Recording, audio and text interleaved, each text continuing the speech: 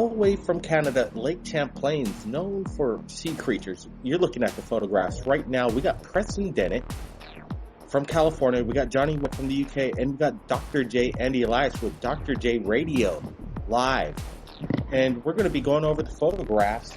We got video as well that's coming in. Cindy captured this while she was snorkeling with her GoPro camera, she claims. And this creature darted out and actually attacked her. We're looking at the photographs.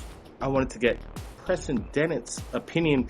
He's into UFOs. He has about 17 books in regards to UFOs over Los Angeles. But are you interested in sea creatures, Preston? Actually I am.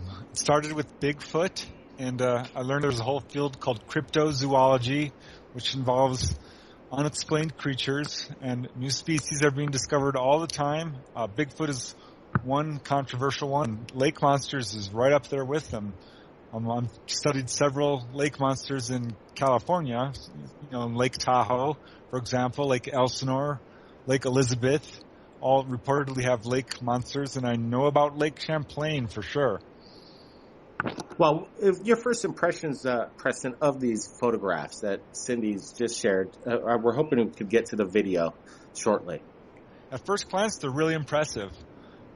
They appear to show what seems to be a very large creature underwater with a long snake-like neck and a sort of a bird-like, dragon-like head, and which is actually very commonly described. There's got to be at least, I'm guessing, 50 or 100 reports of the lake monster in Lake Champlain. It's called Champ. There's a long tradition of it. It goes back many, many years, and there are several cases of photographs and multiple witnesses.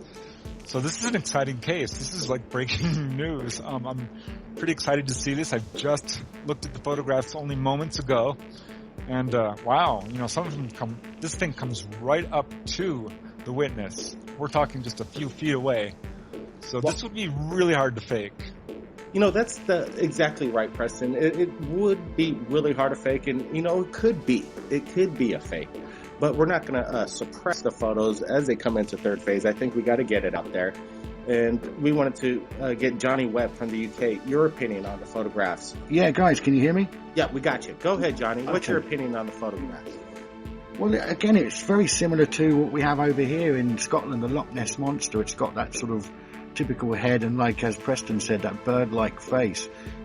If it's a primitive thing, I'd expect to have more fins on it, but it almost looks like it's got front legs, like it's a dog doing front crawl, what brings to mind when I think of it and I look at the colours of it, it reminds me of a famous sort of recent HD picture of a lion underwater, and he's swimming down there, or a tiger. I think it might even be a leopard. But it was one of these sort of big beasts, and it does the front crawl and the colours of it.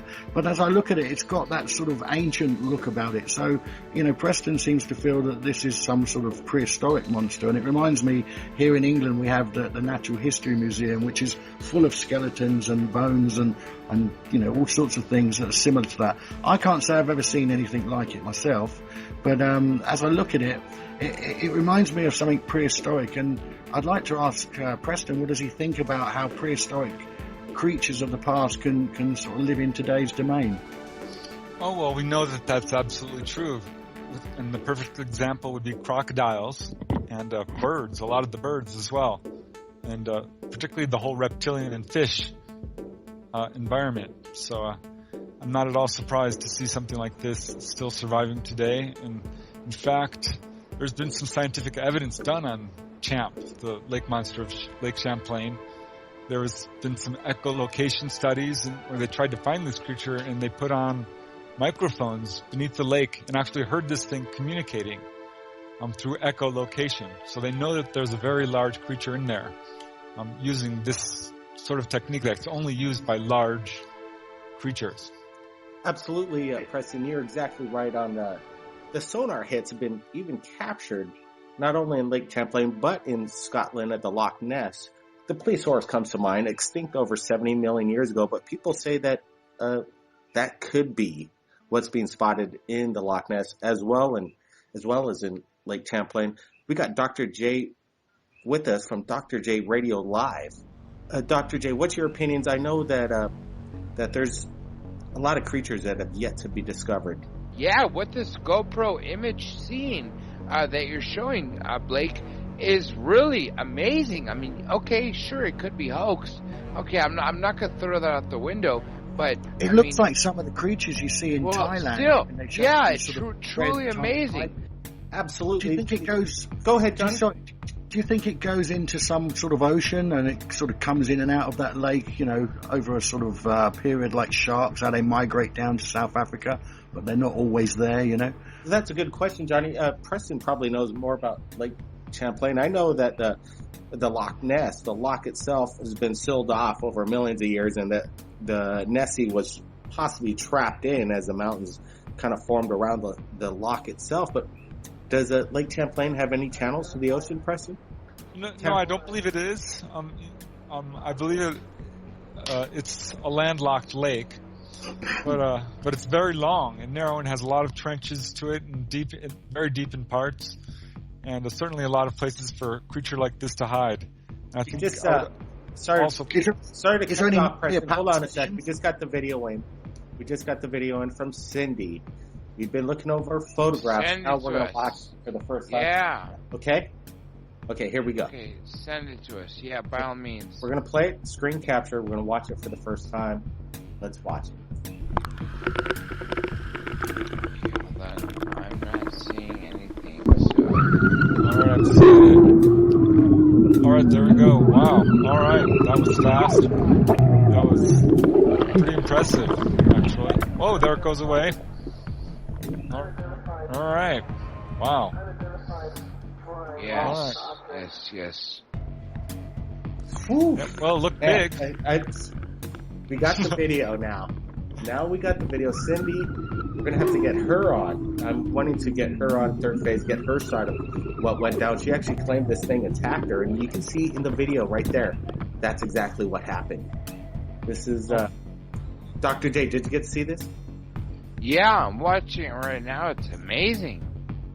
So, you know what I'm thinking? I'm gonna back the video up, or we're gonna watch it again. Go ahead. So this thing looks like it's, needs food. It's coming up to feed. No, it's a human. I mean, we don't know how intelligent these things are. I'm presuming that they're more intelligent than the average fish, and know how to keep. Look, did you just see that in that split frame? It actually opens its mouth. Right. The attack right there. Boom. I did too. Yeah, look at that. Was it an eye? It doesn't look. It's got teeth. It looks like it's sort of got some type of what you'd get on the bottom of an octopus or something like that. Not tentacles, but it's got that sort of wavy type mouth that seems like skin, if not a jawbone.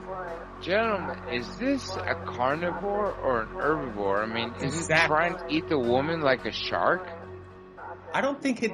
She explains that she almost felt as if it was just warning her, "Stay away, leave me alone." Okay, it's her. We're there on the surface now, right? Yeah, there we are. We're on the surface. All right, that's pretty interesting. Preston, what do you think about the video firsthand? Like you saw the attack, the dimensions, the opening of the mouth. Now that seems it couldn't be CGI. No, I mean this thing looks like it's coming from underwater. It looks like a very large creature. The video is very quick, and you see it coming up, attacking her right up to the surface. It looks like, and then darting away very quickly. And it's pretty interesting. The still photos actually of the video allow you to examine it more closely, and you get a really good look that this is a large reptilian type thing. You can see teeth. It's hard to tell if they're like fangs or just, sort of molars, but you can see its mouth right there, and you can see its fins, its little hands there. It's pretty detailed, so it's a very impressive video to say the least. So I'm very interested to hear what the witness has to say. Yeah. As far as sharing these videos and photographs right here at Third Phase, we want to get it out to breaking news, get other people's opinions right away. And I think that's exactly what we did tonight. Everybody, stay tuned for more updates. I know Dr. J Radio Live is going to have updates. We're going to be collaborating with him on getting this word out. And Absolutely. stay tuned for that. Check out his channel. We're going to have the link below. And Johnny Webb from the UK, any last words there? Yeah, well, it's hard to say because, you know, as I look at it, the more I've seen now than the other video, it's alive, it's real. It's quite shocking, really, to see it like that. If it is CGI, it is bloody well done, because I do some quite gaming sort of stuff myself, and I see a lot of graphics, and that looks very good. It looks real. It still gives me an impression of a tiger underwater, but I know it's not, because of the head is that bird head. Frightening to think that these things are around. I wonder, you know, whether they are prehistoric or whether we're now, you know, putting genes together and creating these things. I wonder what's really going on. Or is there a porthole underneath that lake? You know, what's going on there? Is it, you know, to bring these dimensional creatures here? It's quite concerning, really. But that's just my personal thoughts. Well, I think, but it's frightening. Yeah, you're exactly right, John. I think there's a lot to be discovered here on planet Earth, and maybe this is something that people have been seeing for centuries over there at the lake, Lake Champlain. Could this be the Champ? Everybody, Yeah. Go ahead, John. There are lakes with monsters, you know, monsters that look like dinosaurs right now here on Earth. Well, I think about, you know, the Pacific Ocean and that Fukushima that's been leaking now for nearly 4 years, and some of the creatures that are washing up, they're looking pretty sort of blobby, jellified, sort of disformed creatures, mutations, you know, that's going on. And I'm wondering if this is some kind of a mutation. I don't think so. I know that it goes back to at least the 1600s, because the Native Americans there were also seeing this monster and described it at least as being 10 feet long. And I know it goes like back hundreds of years. And as far as that, I mean, there's sea monsters all throughout the oceans, up and down the California coast. It's actually pretty common for a number of years throughout the 20s and 30s. A lot of really highly reputable people were seeing exactly this type of creature. So in rivers as well. So I think it's actually a lot more common than people realize.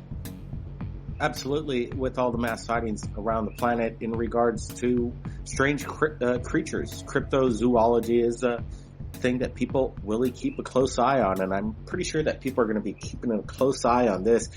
Thanks, everybody, for joining us. Preston Dennett, we got Johnny Webb, and Dr. J Radio. Everybody, keep your eyes on this.